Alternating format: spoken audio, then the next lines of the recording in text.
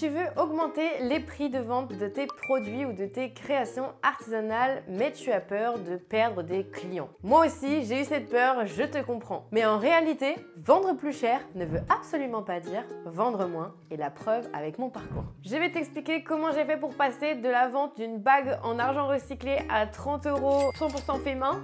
Clairement, j'étais pas du tout rentable, à une bague Fishbone Cactus à 129 € sur laquelle j'étais bien plus rentable et que je vendais bien mieux. Pourquoi certains prix ne donnent pas confiance? Pourquoi certaines créatrices arrivent à vendre bien plus cher un produit qui semble relativement similaire au tien? Et comment faire la transition intelligemment pour faire évoluer à la hausse les prix de vente de tes produits? Dis-moi en commentaire si c'est ton cas, si aujourd'hui tu sens que tu as besoin d'augmenter les prix de vente de tes créations, on en discute. Je tiens à te rappeler une chose très importante. Vendre plus cher ne veut pas dire vendre moins. En réalité, quand on fait des achats pour un besoin primaire, se nourrir, se loger, se chauffer, s'habiller, des choses comme ça, oui, là, on peut essayer d'économiser notre argent, d'en avoir pour le meilleur rapport qualité possible. Oui, ça, c'est possible quand on est dans des achats de besoin. Or, quand on est dans des achats de plaisir, ce qui correspond à nous autres entrepreneuses qui vendons des produits 100% fait main ou des produits de qualité, mais pour faire plaisir aux gens, pour leur apporter du bien-être, pour leur apporter des émotions positives, pour leur permettre de faire des cadeaux qui ont du sens, etc. Ça, c'est des achats qui ne sont pas indispensables à notre survie. On est sur des achats qu'on appelle dans la catégorie plaisir. Et donc pour ces achats plaisir, on n'est pas en train de regarder l'offre la moins chère possible. On est en train de vouloir acheter un produit qui a un prix tout simplement logique. Et c'est vraiment la preuve qu'en vendant moins cher, on ne vend pas forcément plus avec ma propre expérience. Je t'ai montré tout à l'heure les bagues en argent recyclé que je vendais à 30 €. Dis-toi bien que ces bagues, je les faisais 100% à la main. C'était le tout début de ma marque artisanale L'Essence. C'était des techniques de fabrication relativement simples puisqu'il fallait utiliser un fil, le marteler, le mettre en forme, souder pour mettre l'anneau, du coup, fermer l'anneau à la bonne taille. Ensuite, il fallait nettoyer la bague et la faire briller. Donc, il y avait quand même plusieurs étapes de fabrication. Mais comme j'arrivais à faire ces bijoux à la chaîne, contrairement aux autres bijoux que je proposais dans mes collections qui étaient beaucoup plus longs à fabriquer, je m'étais dit, tiens, je vais rajouter une catégorie de produits, des petites bagues très simples qui seront un peu des produits d'appel pour que les gens puissent acheter facilement sur ma boutique un premier produit pas cher parce que je vais être rentable quoi qu'il arrive vu que j'en produis à la chaîne et que j'en produis beaucoup. Oui, évidemment, on peut faire cette économie d'échelle quand on fabrique plus rapidement un produit et qu'on en fabrique beaucoup d'un coup. Évidemment, on peut se permettre de baisser un peu le prix parce qu'on économise sur notre temps de fabrication. Et c'est ça qui coûte aussi très cher dans le prix de vente d'un produit quand on le fait à la main. Sauf que l'erreur était que je n'avais pas pensé à l'adéquation de la valeur perçue de mon produit avec son prix. C'est-à-dire, est-ce que le prix, l'étiquette de prix mise sur cette bague était cohérent tout simplement ou pas par rapport au produit, par rapport à ce que ça représente. Je me suis confrontée à un échec cuisant parce que moi qui pensais en vendre des dizaines par mois, quand je faisais des marchés par exemple, un endroit où j'aurais dû en vendre plein parce que sur les marchés, les gens, ils n'ont pas forcément un budget énorme. Souvent, les marchés, c'est fait pour des produits quand on vend au-delà de 70 €, ça commence à être un peu compliqué. Souvent, c'est plutôt pour des produits à 20, 30, 40, 50 €. 60 €, là, les gens ont ce petit budget en tête quand ils vont faire un marché et peuvent facilement dépenser cette somme. Quand on commence à aller sur des produits au-delà, c'est un peu plus compliqué de vendre en marché. Donc moi, avec mes bagues en argent recyclé à 30 €, je me disais, je suis pile dans le mille parce que du coup, les gens qui vont venir sur les marchés, ils vont avoir ce budget, même en liquide, ça se trouve dans leur portefeuille, et ils vont dépenser. Mes prix ne donnaient pas confiance. Et mes prix faisaient un peu de la peine. Les gens, en fait, qui venaient sur mon stand, ils avaient limite un peu de la pitié pour moi. Ils me regardaient en mode, ok, c'est une créatrice en galère, elle vend des bagues 100% fait main, en argent recyclé à 30 €. Et limite, en fait, ça ne donnait pas envie. J'avais des personnes qui venaient me faire des remarques, qui doutaient de moi, qui me faisaient pas confiance, qui me disaient, mais c'est vraiment fait main vos bagues là. On se dit, c'est pas cohérent, en fait, qu'un bijou en argent recyclé soit moins cher qu'un bijou en argent tout court, en argent qu'on a été creuser la terre, on a récupéré l'argent et on l'a utilisé. L'argent recyclé, c'est de l'argent qui a subi un traitement, qui existait déjà, qui a été recyclé. Normalement, c'est censé coûter plus cher. Et c'est le cas, ça coûtait plus cher à l'achat pour moi que de l'argent normal. C'était pas cohérent pour les gens, ils doutaient de ce que je disais, ils n'avaient pas confiance en moi, ça leur donnait pas envie parce que ça leur faisait de la peine, ils avaient un peu de pitié pour ma marque et jamais de la vie les gens achètent tes créations par pitié. On ne fait pas un achat plaisir par pitié. On ne donne pas notre argent en échange d'un produit par pitié. Ça n'arrivera que si c'est tes proches dans ta famille qui vraiment veulent t'aider parce que tu es au bout du rouleau.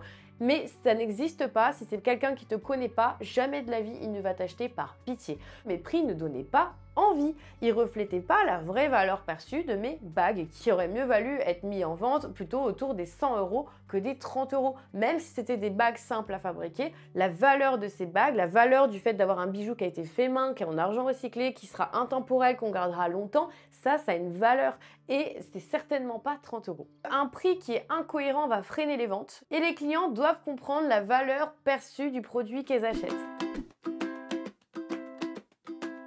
Et d'un autre côté, tu vas me dire, d'accord, ni trop élevé Marion, mais c'est difficile de comprendre comment une créatrice pourrait vendre un même style de bague 2 à 3 fois plus cher et arriver à les vendre correctement là où toi tu peux potentiellement galérer. Et ça c'est valable dans plein de types de produits différents. Sur des vêtements par exemple, on pourrait prendre l'exemple d'un t-shirt blanc avec une broderie, là où une artisane va essayer de le vendre à 15-20 €, elle va peut-être être en galère, là où d'autres marques vont vendre un même t-shirt avec aussi une broderie qui sera fait, en tout cas fabriqué dans les mêmes conditions, va réussir à vendre son t-shirt 50-70 € très facilement. Il y a des choses à bien comprendre par rapport à ça. Ce n'est pas une question de chance. On est sur du business, on est sur du marketing et ça remplit des règles très simples mais qu'il faut tout simplement avoir en tête. Il faut que ce soit cohérent et en adéquation avec la valeur perçue de tes produits. Qu'est-ce que c'est que la valeur perçue? Est-ce que tu connais l'émission Le Juste Prix? C'est une émission qui consiste tout simplement à faire deviner le prix de certains objets par des personnes. Donc les personnes en voyant l'objet, elles vont se dire « Ok, par rapport à cet objet, il est comme ci, il est comme ça, il semble être comme ci, comme ça, je lui mettrai cette étiquette de prix-là, par exemple. » La personne qui va deviner le prix du produit va tout simplement analyser sa valeur perçue.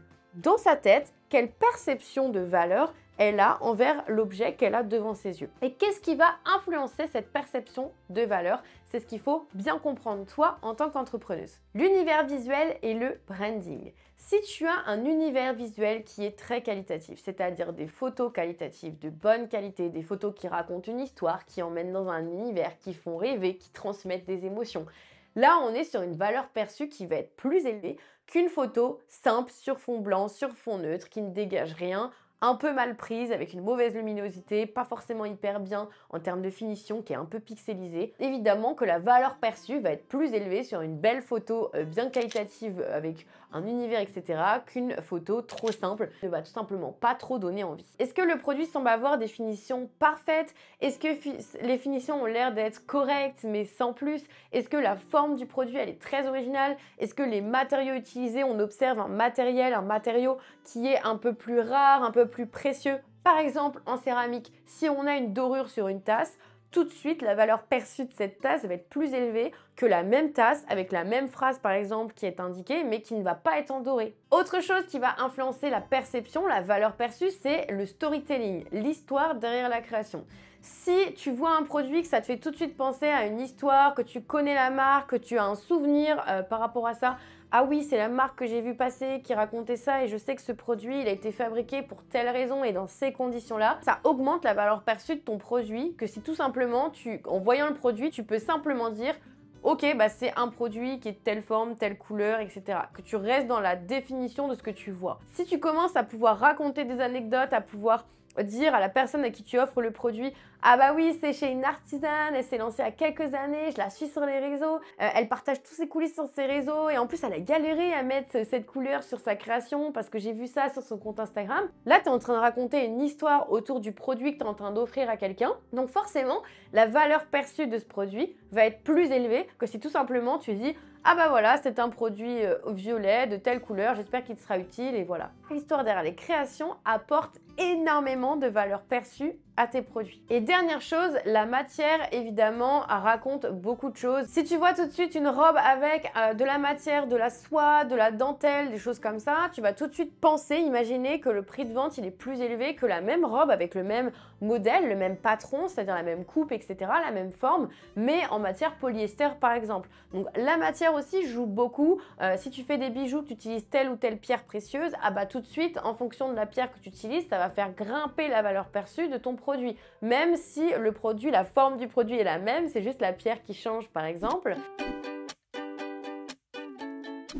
Alors on en arrive à mon plan d'action, du coup en 3 étapes simples, comment faire la transition si tu te rends compte arrivé à ce niveau-là de cette vidéo que clairement tes prix de vente ne sont pas assez élevés, que tu as plein de choses à changer évidemment pour augmenter la valeur perçue de tes produits et que concrètement parlant, il va falloir que tu augmentes les prix pour rester cohérent par rapport à ce que tu veux proposer avec ta marque et par rapport à ta rentabilité évidemment en coulisses. Le premier problème quand on veut augmenter ses prix, c'est qu'on veut le faire mais sans que ça paraisse étrange et bizarre avec d'un coup une augmentation qui paraît très bizarre aux yeux de nos clients et qui font fuir tout le monde. Le danger numéro 1 auquel tu es confronté quand tu veux augmenter le prix de tes créations, c'est de l'augmenter de manière incohérente et de mélanger sur ta boutique en ligne des prix qui n'ont aucun rapport entre eux. La méthode pour augmenter les prix de tes créations de manière logique, simple et fluide. Première chose, retravailler avant ton branding, avant une évolution significative de tes prix de vente. Si aujourd'hui tu te rends compte que tes prix de vente ils sont pas forcément cohérents, tu les as fixés à un certain temps mais pour aujourd'hui ils correspondent plus à ce dont tu as besoin pour faire vivre ton activité, à être rentable. Si tu aujourd'hui tu es confronté à devoir augmenter tes prix parce que tu vas commencer à déclarer la TVA par exemple, tu vas passer en société, ce genre de choses et que tu sens qu'en fait tes prix sont plus alignés, ils vont plus te permettre d'être rentable, moi ce que je te conseille c'est de profiter pour faire un petit rebranding. Qu'est-ce que c'est un rebranding? Ça va être améliorer l'image de ta marque visuellement avant de proposer une nouvelle gamme de produits avec des prix plus élevés. Est-ce que ce serait pas l'occasion de refaire ton logo? Alors oui, c'est peut-être un investissement si tu passes avec un professionnel. Tu peux aussi le faire toi-même. Dans mon programme de formation de l'Artisan Academy, j'accompagne mes élèves à imaginer des logos très simples, très percutants, très professionnels eux-mêmes. Donc ça peut se faire soi-même quand on essaye d'être minimaliste et efficace. Ou tu peux passer par un professionnel, ça peut valoir l'investissement de dépenser un peu d'argent chez un professionnel pour refaire complètement son image de marque, avoir une marque hyper professionnelle, hyper calée, hyper précise, hyper qui donne envie en fait, qui raconte des émotions, etc. Et ça peut être totalement rentable si derrière tu es capable d'augmenter les prix de vente de tes créations à 30% de plus cher, 40% plus cher. Sur le long terme, c'est quelque chose qui est super rentable d'avoir fait cette évolution en termes d'image de marque. Mais ça peut aussi être à faire soi-même. Toi-même, tu fais réévoluer ton logo, tu changes un peu les couleurs, tu revois ta typographie, tu remets au propre un peu plus ton site web, tu le fais un peu plus ergonomique. Au niveau des photos de tes produits, tu essayes peut-être de passer avec un matériel un peu plus professionnel ou alors tu investis dans des fonds photos, tu investis dans des mises en scène, dans des petits décors, tu vas augmenter, peut-être acheter le dernier téléphone portable pour avoir une meilleure qualité en termes de pixels, en termes de résolution pour tes photos produits, etc. Ça passe par tous ces aspects-là et en tout cas c'est quelque chose que je te conseille de faire, c'est avant d'imaginer une nouvelle collection de produits avec des nouveaux prix, c'est-à-dire une gamme de prix qui va un peu évoluer à la hausse. Revois un peu ton branding, revois un petit peu tout ce qui va être l'image de ton entreprise et vois un peu sur quels aspects tu peux faire évoluer ta marque, tu peux faire avancer ta marque et la rendre encore plus professionnelle pour justifier finalement ensuite d'une augmentation de tes prix. Mais sans avoir à le dire verbalement, encore une fois, on ne se justifie pas, c'est juste que ce sera logique dans la tête des gens qui te suivent depuis plusieurs années de voir tout simplement que tu fais évoluer ta marque et donc évidemment que tu fais évoluer aussi tes gammes de produits et que tu deviens de plus en plus précieux en fait aux yeux des gens qui te suivent. C'est ce que j'ai fait avec ma marque, évidemment le logo que j'avais au départ n'est pas celui que j'avais sur la fin, j'ai payé une web designer, on a refait entièrement l'univers de Elle Essence, j'ai constamment fait évoluer mon site web, je dirais que tous les 3-4 mois je faisais évoluer mon site web, je le changeais, je l'améliorais, je le rendais plus ergonomique, j'évoluais aussi sur les photographies, j'ai acheté du matériel plus qualitatif, j'ai acheté un appareil photo d'occasion avec un boîtier neuf, macro, pour avoir cet effet de flou sur mes photos que j'avais pas avant où je faisais des photos avec un vieil appareil photo. Ensuite, j'ai eu aussi un téléphone portable qui a évolué, qui m'a permis de faire des photos plus quali sur les réseaux sociaux. J'ai moi-même fait ces étapes-là et j'ai vu à quel point c'était fluide en fait. Quand on fait évoluer l'image de sa marque, on augmente sa valeur perçue et ensuite les gens trouvent ça logique d'avoir des prix qui ont augmenté progressivement sur les produits qu'on propose, les nouveautés qu'on propose. Fonctionner par collection et proposer des gammes qui vont évoluer progressivement. Donc je ne suis pas passée d'une bague à 30 € à une bague à 129 € du jour au lendemain. Ce que j'ai fait, c'est que j'ai progressivement proposé des nouvelles collections de bijoux et des collections avec des prix qui augmentaient progressivement. Mais comme c'était des nouvelles collections, les gens ne comparaient pas le prix parce qu'on ne comparait pas deux produits complètement identiques. J'ai commencé avec ma bague en argent recyclé à 30 €. Ensuite, j'ai fait évoluer vers une catégorie de bagues qui ressemblaient, qui étaient un peu martelées, mais cette fois-ci qui avait du béton à 70 €. Ensuite, j'ai fait évoluer tout mon univers vers un univers beaucoup plus nature et j'ai commencé à proposer des bagues inspirées de la nature, des bagues Pilea, inspirées d'une petite plante que beaucoup de personnes ont chez eux, à 95 €. Ensuite, j'ai sorti une autre collection de bagues inspirées des fleurs myosotis cette fois-ci, avec des bagues très très fines qui étaient vraiment pas beaucoup plus compliquées à fabriquer, clairement, qui coûtaient pas non plus cher à la fabrication. Cette fois-ci à 119 €. Et enfin, j'ai eu ma bague Fishbone Cactus à 129 €. Et j'ai même continué ensuite ma progression parce que j'ai proposé aussi d'autres bagues à d'autres prix. Mais je trouve que là, sur ces modèles-là, on voit bien la progression parce que c'est des bagues qui ne sont pas très loin en termes de style et en termes de technique de fabrication et de temps aussi passé à fabriquer. Donc finalement comme ça la hausse des prix a été progressive et pourtant c'est des bijoux qui me coûtaient finalement parfois sur certains modèles moins cher à fabriquer en termes de matière et en termes de temps c'était à peu près kiff-kiff entre tous ces modèles là aussi parce qu'évidemment avec le temps j'ai su faire certaines techniques plus rapidement etc. Mais ce qui a fait que finalement comme j'ai fait ça progressivement ça a été très fluide autant en coulisses pour moi au niveau fabrication autant pour mes clients vu que les prix n'ont pas augmenté drastiquement du jour au lendemain. C'est une chose à ne surtout pas faire, ne te justifie jamais sur l'augmentation de tes prix. Beaucoup de créatrices et d'entrepreneuses font l'erreur de se justifier sur leur prix. Oui, je vais augmenter mes prix de vente parce que ça coûte plus cher, parce que si, parce que là, etc.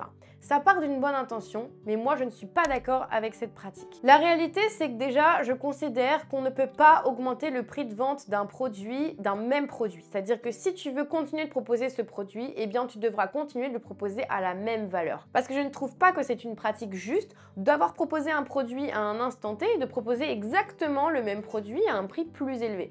Évidemment, si l'augmentation, elle est très légère, oui, ça on peut le faire et on n'a même pas besoin de justifier nos clients, on n'en parle pas et c'est juste on augmente les prix et c'est tout. Mais si on parle d'une augmentation qui est significative, qui est visible à l'œil nu, par exemple, augmenter le prix d'un produit qui est à 30 € par exemple à 35 € ou à 36 €, on commence quand même en termes de proportion à augmenter significativement le prix du même produit. Là, je trouve que ce n'est pas OK, en tout cas c'est mon point de vue à moi et je pense qu'il vaut mieux arrêter de proposer ce produit quand on est artisane et qu'on a la possibilité aussi assez rapidement d'imaginer des nouveautés, de proposer des nouveaux produits, etc.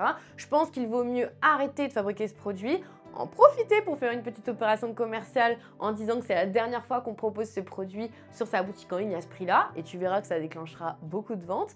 Et en profiter pour imaginer un nouveau produit qui va peut-être pas être si loin du design du premier, mais qui sera nouveau et tout simplement, ce sera l'opportunité du coup d'augmenter le prix de vente parce que c'est une nouveauté, parce que les gens ne pourront pas comparer puisque ça restera deux produits qui sont différents. Les clients ne veulent pas douter de la valeur des produits qu'ils achètent et donc le risque quand tu expliques et quand tu te justifies, c'est que les clients doutent tout simplement. Quand on est dans une phase de justification, peu importe les sphères de notre vie, ça peut faire douter les gens sur ce qu'on est en train de raconter. Ça ne montre pas une image de marque affirmée. En fait, une marque qui a confiance en ses prix, c'est une marque qui ne dit rien et qui ne justifie pas ses prix tout simplement. Même si en coulisses, tu meurs d'envie de te justifier parce que tu n'as pas hyper confiance en toi, encore une fois, tout est une histoire de confiance.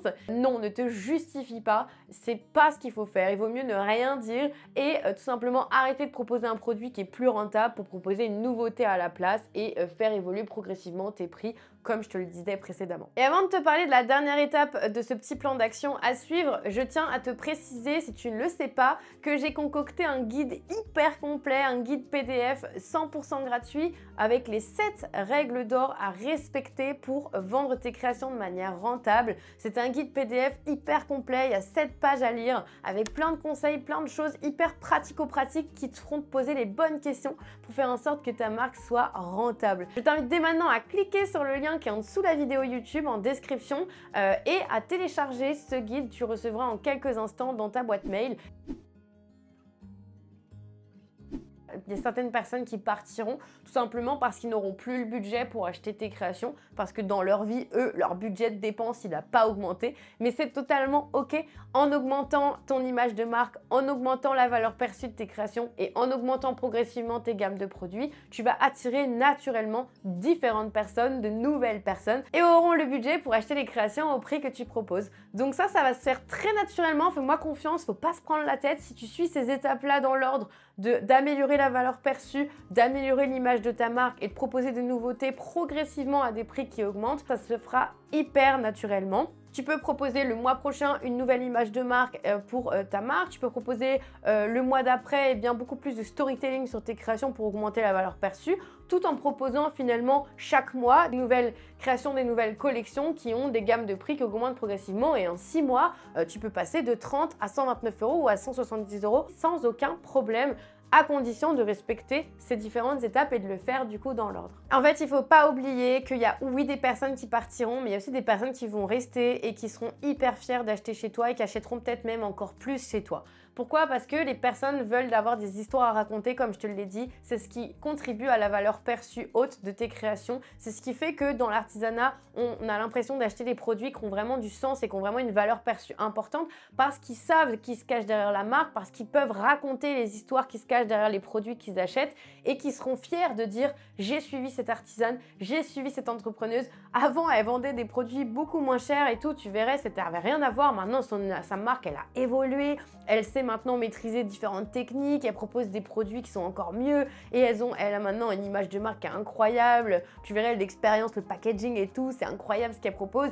Et en fait, la personne, le client, il sera encore plus fier d'avoir suivi ton évolution et d'être capable de dire « j'étais là au début, j'ai acheté les produits des débuts de cette créatrice et maintenant, c'est hyper précieux ce qu'elle propose, ses créations s'arrachent comme des petits pains, elles vendent tout en quelques minutes, etc. » Oui, tu vas perdre des gens, mais c'est pas grave. Tu vas aussi peut-être vendre encore plus auprès de certains clients qui étaient là depuis le départ et surtout, comme tu vas augmenter la valeur perçue de tes créations et l'image de ta marque, tu vas attirer naturellement des nouveaux clients qui, eux, seront trop contents d'acheter chez toi au prix que tu vas proposer. J'espère que cette vidéo t'aura permis d'y voir plus clair sur tout ce qui tourne autour des prix, de comprendre comment faire pour augmenter les prix de vente de tes produits, de comprendre le petit plan d'action à suivre pour faire en sorte que ça se passe bien, que ce soit fluide pour tout le monde. Si tu veux avoir encore plus de conseils, n'oublie pas que je t'ai concocté un guide PDF 100% gratuit, 7 règles d'or pour vendre tes créations de manière rentable. Si tu veux lancer ta marque très bientôt ou que tu es en processus pour lancer ta marque, télécharge ce PDF, ça te permettra de ne pas faire d'erreur dès le début et de te lancer correctement pour faire en sorte que ton projet soit viable financièrement et te permette d'être rentable. Rendez-vous en description, tu as juste à rentrer ton mail et dans quelques instants, tu reçois ce guide PDF 100% gratuit. Sur ce, je te dis à très vite et je te retrouve dans une prochaine vidéo.